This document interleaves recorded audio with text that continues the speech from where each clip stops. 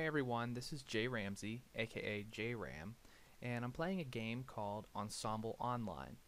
This game is essentially a sandbox RPG where players are free to do just about anything they want. In the game, there are features such as building, where you can build a base by yourself or with friends. You can gather resources and sell them. You can use them to build new stuff. In the future, possibly you can craft items using resources. And there's also, of course, combat, where you can fight all kinds of different mobs in the game.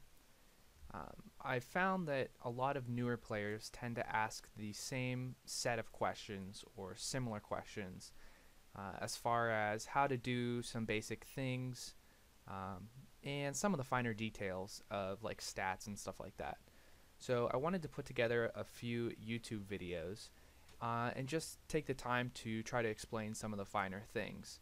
So hopefully if you're a new player and you start asking questions in chat, I can eventually start pasting the links to my YouTube videos, and hopefully that will answer all of your questions.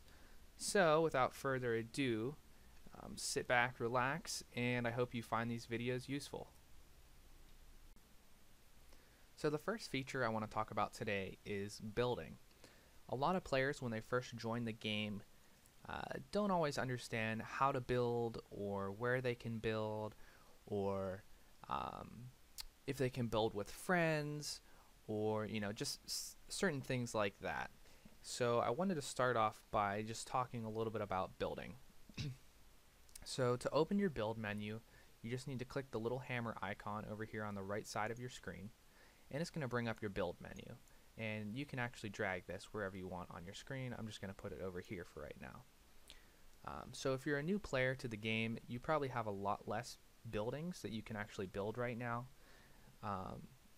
Most of these I have because I either learned them through getting blueprints, which are a special item in the game that you can actually, once you have the item in your inventory, you can double click a blueprint and your character will actually learn how to build that structure from that point forward. So it'll always be in this menu, and you'll always be able to build it from that point forward. Another structure, the shield generator, actually requires, I think, level 50 building to unlock. So in a case like that, you don't need a blueprint, but you actually have to be level 50 building or higher to be able to build the shield generator. So to start out, I'm just going to pick a wall piece and place it. So to build a building, all you have to do is click somewhere on your map. You'll usually see this kind of somewhat invisible hologram, I guess you could say, of the building on your map, and you just want to click wherever you want to place it. So we'll just put it right here, and your character will start building it just like that. Now something else you'll notice is that was almost instantaneously built. When you're a beginning player, your character is not going to build nearly as quickly as mine is, but that's just something to take into account. So something else that players often ask is, can I move my structure? And currently the answer to that is no. You cannot move your structures. You can sell them and then rebuild elsewhere, but you can't actually move things currently in the game. So I guess the next thing I should cover then would be, how do I sell my building, and or how do I upgrade a building such as a wall or a tower. So in order to sell or upgrade a building, all you have to do is hover over it, and you'll see your building has like sort of a highlighted color around it.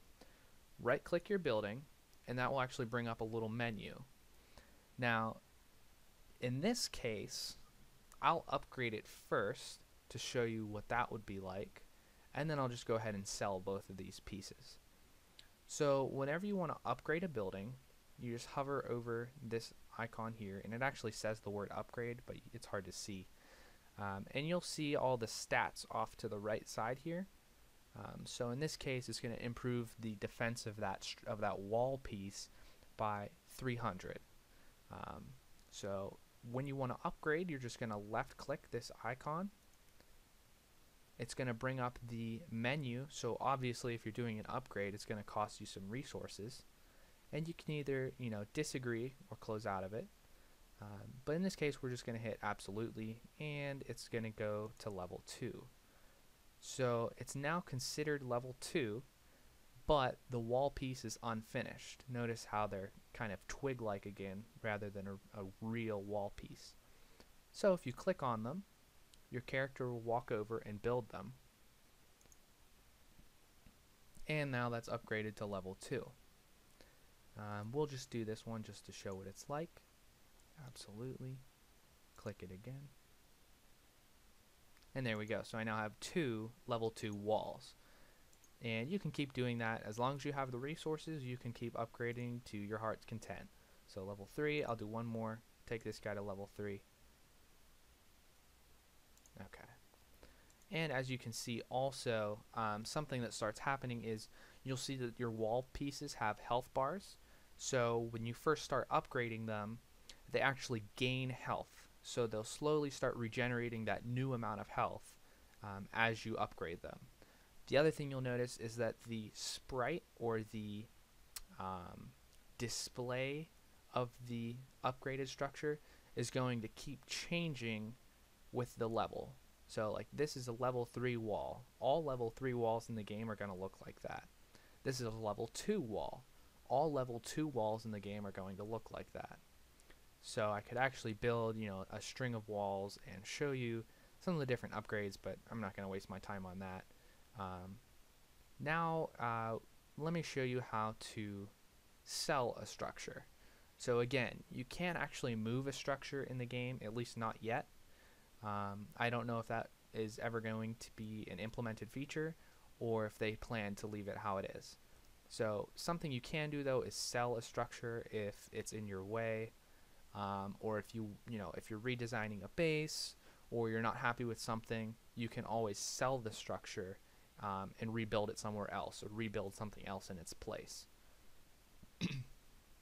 So to sell, you're going to do the exact same thing. You're going to right click a structure, and it's going to bring up this little menu, but instead of going to the upgrade option over here, you're going to go down to this little dollar sign, and you'll see that it says sell when I hover over it. So all you're going to do is left click on it, and it will bring up a menu similar to like when you're going to upgrade, and it's saying this structure is going to be permanently deleted. So you can either hit no, and obviously that's going to cancel the action and your structure is still going to be there, or you can click sell it, which I will in this case, and your structure is gone. It's sold. And I'm actually going to sell off both of these.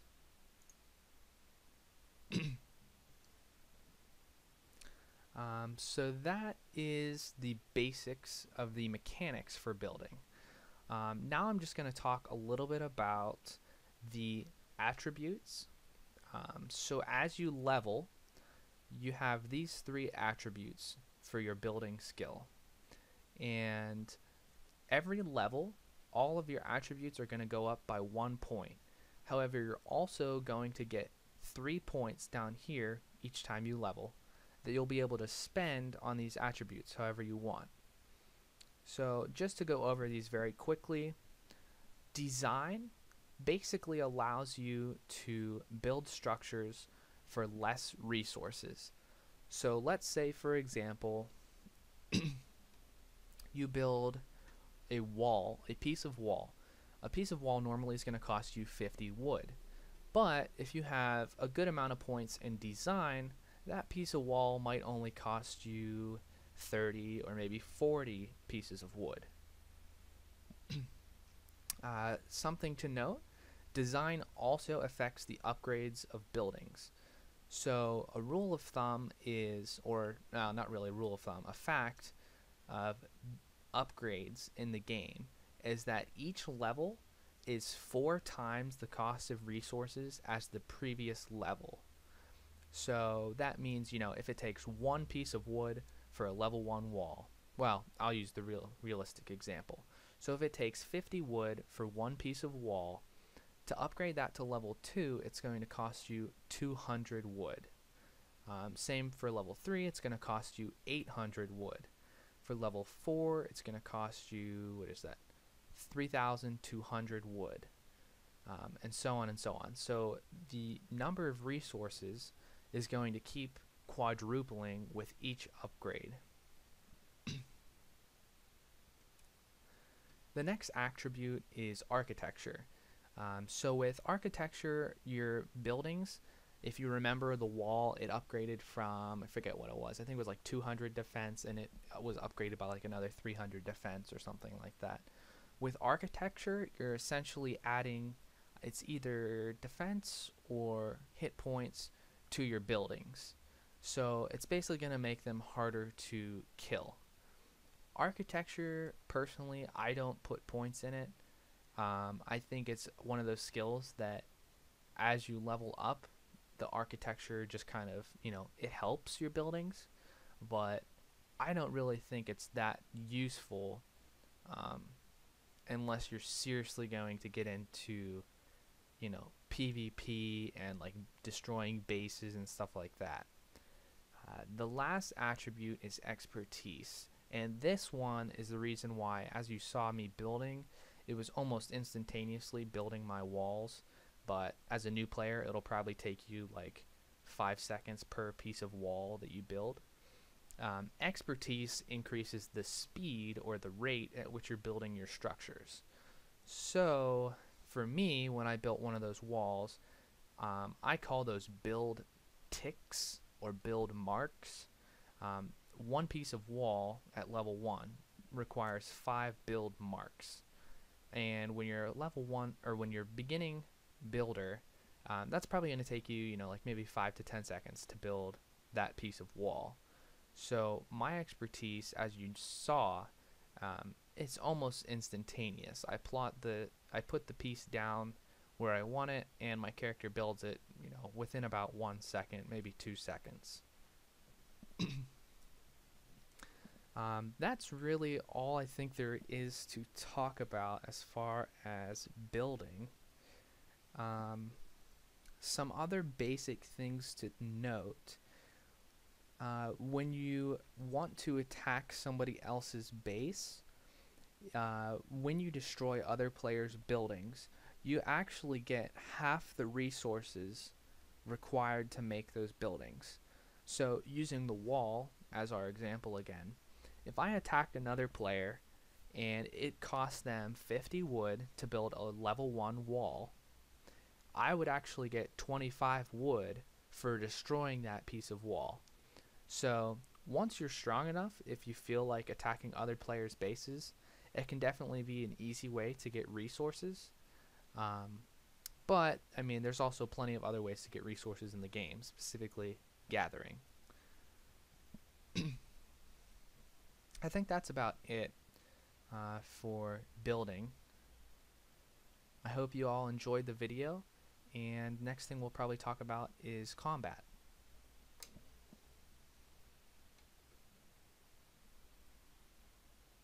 So now we're going to talk about combat. When you first log into the game, you'll notice up here in the top left corner, you'll see your character's username, your level. This is your combat level, so I'm 185. Your hit points, aka your health, your experience points, and this will fill up, and once that's full, you're going to go up a level, so I'd be 186. And your mana orbs, which are used to cast your various spells that you have in your hotbar. So the first thing I want to do is we'll talk about the character attributes.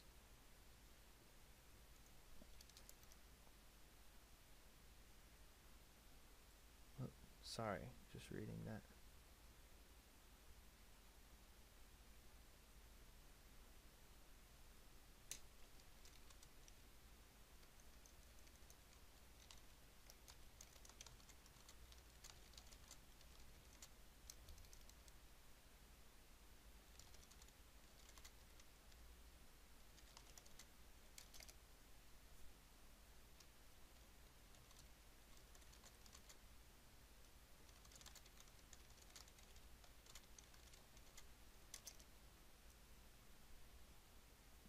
Okay, sorry about that. Doesn't matter, I'm just going to clip this out anyway. So first thing you're going to do is click on the little player icon in the top right corner of your screen. that's going to bring up your hero menu. Now, the first thing you're going to see is what's called the archetypes, kind of like classes, I guess you could say. I'm just going to skip over that. I'm going to go straight to the advanced menu. When you level up, you get one archetype point, and essentially you can put that point into one of those classes, and it's going to automatically distribute the attribute points that you're gaining each time you level up in combat. However, if you go to the advanced menu like I just showed you, you'll actually have 3 attribute points that you can spend, and you can manually pick which of these different attributes you want to put them in. So now I'm just going to go down through this list and kind of talk about what each of these does, and I guess sort of what's useful depending on how your play style is. So the first attribute is strength, and simply put, all it does is multiply or act as a multiplier against the scaled damage of your weapon. So if you have a bow or a sword or an axe or a shotgun or a pistol, did I miss any? It doesn't matter. Anything that you're going to be using your basic attack for to kill mobs is going to use strength, essentially. And again, all this does is take the scaled damage of your weapon. So let's just say I have a weapon that has 10 scaled damage, and a base damage of, we'll just say 10 and 10 just to make it easy. So a base damage of 10 and a scaled damage of 10. The base damage in later levels is going to mean absolutely nothing to you. All that does is basically guarantee a set amount of damage to a mob. So with a base damage of 10, you're essentially dealing at least 10 damage every time. Scaled damage, on the other hand, is going to continue to scale with the amount of strength that your character has.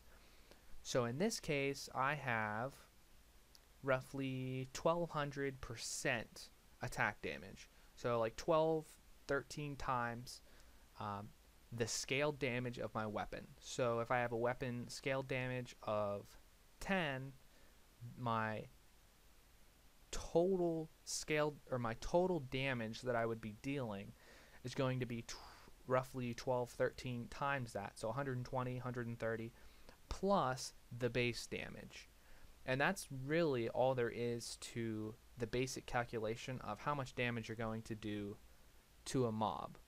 Now that's not counting armor or any defense or anything like that a mob or another player would have. But at its very basic level, that's all you really need to understand about strength. Finesse is essentially, it's very similar to strength, but it has to do with your critical attack damage.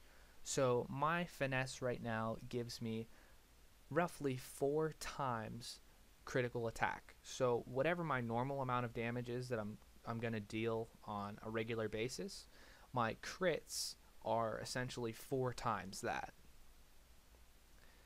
Coordination is your critical attack chance.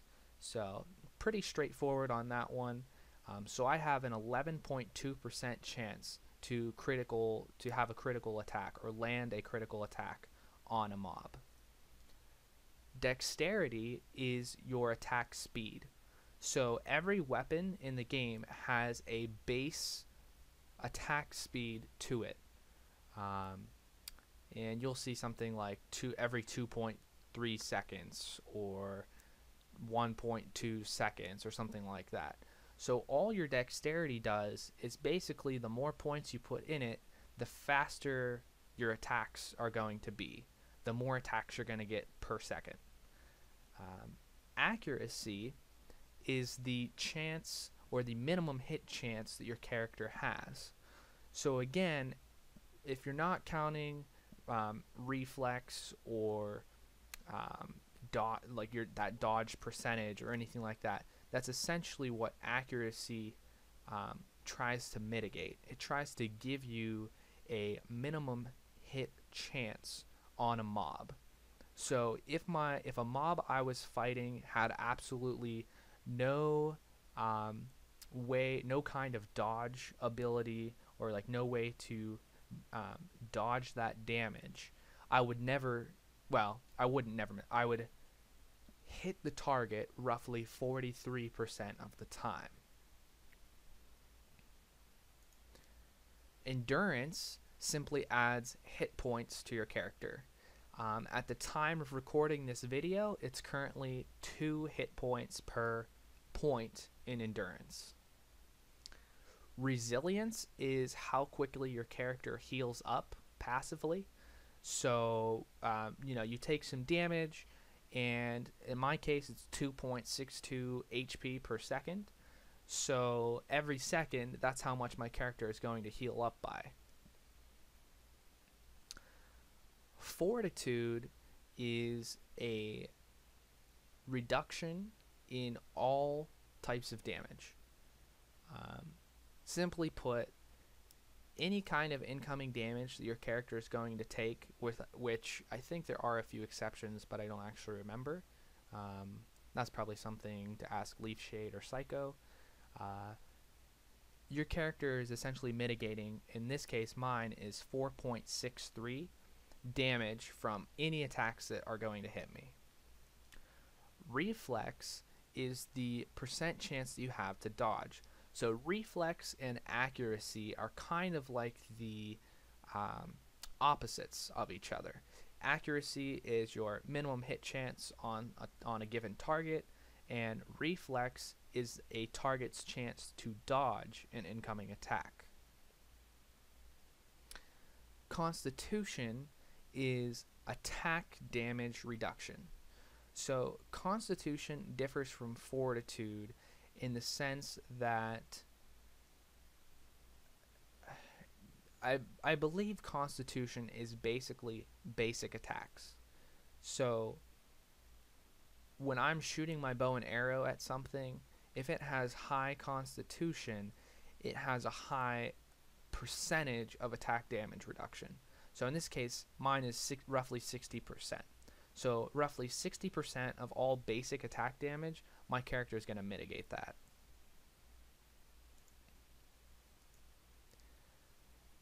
If you decide you want to be a mage in the game, these are more of the mage related skills. So intelligence essentially is the depth of your mana pool. So mine is currently roughly 11 mana. So whenever I cast an ability, if it uses 4, I'm going to have approximately 7 mana left in my mana pool. Cunning, similar to the way you regenerate hit points, cunning affects how quickly you regenerate mana. So using that same example, I have 11. I just cast something that uses roughly 4 mana. I have 7 left. I'm going to regenerate that missing 4 at roughly half a mana point per second. So in this one, it'll take me about 10 seconds to regenerate the mana that I lost. Speed is how quickly your character moves, and it's pretty basic. So anytime you're traveling around on the map, your character has a given speed. The game has little tiny tiles that you're walking across. So speed in this case is how many tiles per second your character is capable of moving. And lastly, there's wisdom, which wisdom is very much like strength, but it's specifically for mages or wizards, whatever you want to call them. In this case, my wisdom is it's just like strength, and it's multiplying my skill power by 331%. So roughly 3-4 times my spell attacks. That's how much damage I would be doing. So roughly 3 to 4 times the amount of base damage my skills have, or my spells have. A couple things to take note. Obviously, if you're going for a more tanky build, you're going to want to put more points in the defense tab of your hero attributes. You know, more endurance, probably constitution. I would stray away from fortitude, just because you don't get nearly as much damage reduction as you would if you were putting them in constitution. If you want to go for what's considered a glass cannon type of build, which basically just means deal a lot of damage, but you'll probably die pretty easily if you're getting attacked by other people or other mobs, then you're going to want to put a lot more points in the attack tab of your hero's attributes. And lastly, if you want to be a mage or a wizard, again, whatever you want to call it, you're probably going to put most of your points in the skills tab of these attributes: wisdom, cunning, intelligence, and those will probably be your big three. So that's it for attribute points. Now let's talk about skill points or spells. Again, I use a lot of these words and terms interchangeably, so I apologize for that. Just try to keep up with me. But to open your spells, you're going to click this little like fireball looking icon. And it's going to bring up the basic bar with your different spells on it. If you want to spend your points, again, it's going to bring up this sort of basic bar. What I like to look at personally in most games is a skill tree, and I really appreciate that they have that in this game. So you can actually click view full tree, and it's going to bring it up here. So I'm not going to go into all of these. I'll just very quickly kind of describe the branches.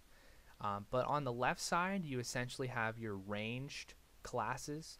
So if you want to use pistols, if you want to use shotguns, if you want to use bows, this whole left portion of the screen, this is going to be where you're going to end up putting your points.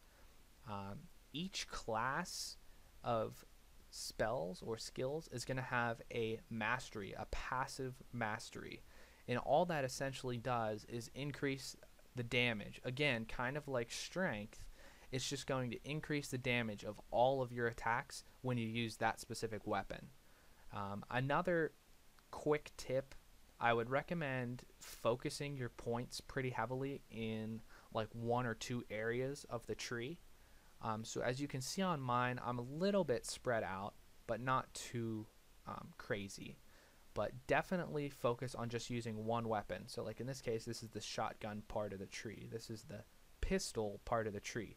This right here is the bow part of the tree.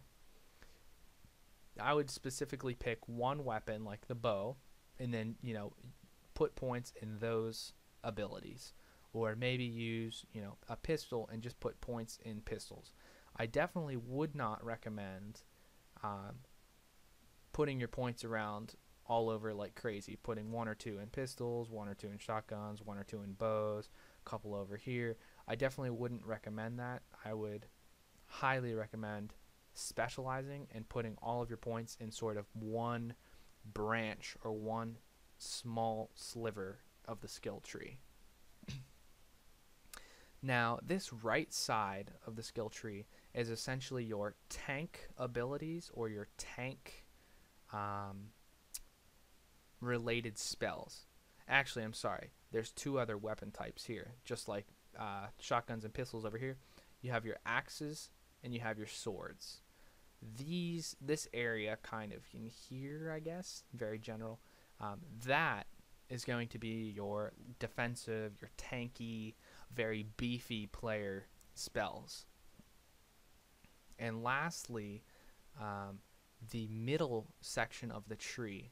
This area specifically is going to be damage spells for mages, and this area specifically is going to be more like healing and buff, cleansing kind of spells. So they're going to give you some heals, they're going to improve your wisdom or give you a little bit of defense, make your other skills more useful. But essentially there's, I guess you could say, four, maybe five-ish areas to this tree. Your ranged damage weapons, your melee damage weapons, your defensive spells, your sort of healing and like buff type of spells, and then your mainly damagey, high damage mage slash wizard spells. Um, Again, I'm not really going to go into any of the spells in that much detail. That's really all I want to cover as far as that goes. You can pretty much hover over anything you want, and you're going to see a tooltip that's basically going to describe, what you're looking at. So in this case, that elements of life, that's a targeted skill. It blesses the target with life. So this is basically a healing ability. If anybody wants to see me talk about skills specifically or spells specifically, let me know, and I can definitely make a video about it. But that's really all the more depth I'm going to get into as far as combat spells go. And just one last tip, you can always drag spells and put them in your hotbar down here. So as a new player, your hotbar is probably empty. You can drag them, and you can actually assign them to multiple slots. I just hate seeing empty slots. I don't know why. I'm kind of OCD like that. But so I just kind of fill mine up with whatever I feel like. But these are the main spells that I personally use whenever I'm fighting mobs or fighting other people's bases and trying to take out other players' bases. And that's combat. Hey everyone, welcome back. So for this tutorial, I'm just going to give the basics on gathering in the game. So if you go to the top right corner, just above the little hammer icon for building, you'll see a pickaxe icon, and that's for gathering. So click that, and it's going to bring up your gathering menu, which, woohoo, I'm actually close to leveling. Alright. So let me real quick talk about the attributes and their importance in the game. So the first one is called technique. With better technique, you're going to gather more resources per pull. So if we'll just go ahead and click this wood node. My character's gathering from it right now, and I just got 83 wood. So if another brand new player just came into the game and pulled from that exact same node, they might only get 10 or 12 wood, a very small amount.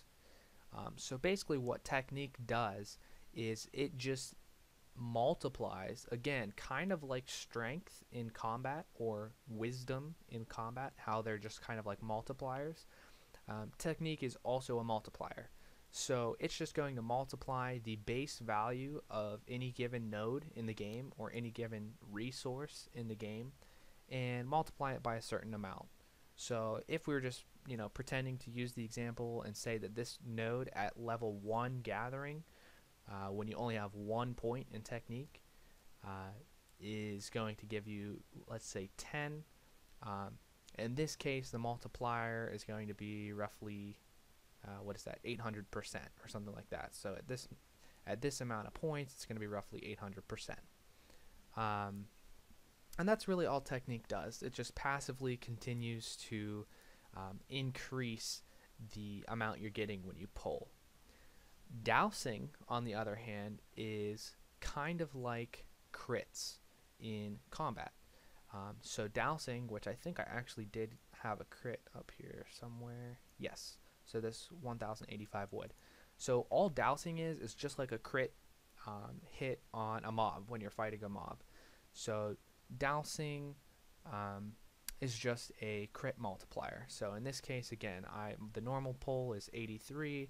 I just pulled 1085 on a crit. So that's, what is that? Somewhere between 10 and 13 times the normal pull rate. So this number of points in dousing is going to give you roughly 10 to 13 multiplier crits. Patience is the rate at which you're depleting a resource. So as you'll notice down here, I'm actually pulling 83s, and each time there's a little counter that comes up that's saying will automatically start gathering in X number of seconds. So 19, 23, down here 15. So it's 4 seconds with each additional pull that I am doing on the node. Patience basically undoes that for one pull. Or I'm trying to think of a better way to say that. Patience basically keeps you from getting that increased timer from going off for that pull that you just made. So, for example, which I think I do have an example up here. Yeah, 19 and 19. So, patience affected this. So I pulled 19 seconds. I pulled again. It stayed at 19 seconds. So that was one chance that my patience happened to factor in. So if you had a really high amount of patience, it would actually be possible to just have a countdown continually sit at 19 seconds or 23 seconds, and you might have 4, 5, 6, 10, 12, I don't actually know, pulls in a row where the count's going to stay the same. The cooldown's actually going to stay the same. In my personal preference, I tend to favor technique and dousing over patience. Several months ago, actually probably about 6 months ago, maybe even longer, patience was kind of nerfed. It was pretty strong a while back, and they nerfed it. So I tend to put points in technique heavily, and then dousing as a second option. So my ratio, I would say, is roughly about 3-1 technique dousing to patience. I'm slowly sort of changing that. It's going to be, I think I'm going to try to do 3.5, 2.5, 1, or maybe 4-2-1, something like that. I'm not actually sure how I want to do it yet. But that's really all there is to know with gathering. Just a couple little notes related to gathering.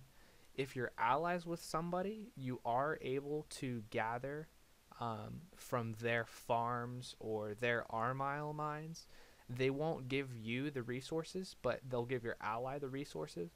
So if you have a good friend and they're really in need of food or something like that, you can actually go to their base and pull from their farms or their Armile mines, and that'll actually give them resources. And they don't even have to be online at the time. As long as you're pulling from them, they're going to end up getting those resources. Some other little notes. Mython is considered one of the rarer of the resources, at least for early game players, and that's really just because Mython's further out than most of the other resources, and it can be a little more difficult to find. Also, in addition to that, currently the state of the game, resources only have nodes out to 25,000 in any direction. So down here in the bottom right, you see the little compass. Either of these coordinates, the x or the y, is only ever going to be up to negative 25,000 or positive 25,000. If you're outside of that zone, you're not going to find any resources whatsoever. Again, that's at least at the current state of the game. In the future, resources might be generated out that far, but currently, that's all the further resources are going to appear. With that in mind, Mython starts spawning 1,000 out. So I'm actually in an area where I could find Mython right now, but if this number is not at least 1,000 or lower than negative 1,000, either of these numbers, the x or the y, you're not going to find Mython. It has to be at least 1,000 out to find it. And that's really about it. I will try to take a couple screenshots while recording this video and post them on here just so you can see what the other resource types look like, what the other nodes look like as a new player. So this little shrub here, that's going to give you wood. There's also trees that give wood. Farms, which are a buildable structure, are going to give you food. R-mile mines, which are a buildable structure, are going to give you R-mile, which is this little brick up here. There's little round stones, which are going to give you stone, and then Mython, which looks like blue crystals, are going to give you Mython. And that's about it. Again, I'll try to post a couple pictures when I edit this video, and hopefully you'll be able to see an example of what each resource is going to look like. Thank you, and I hope you enjoyed the video.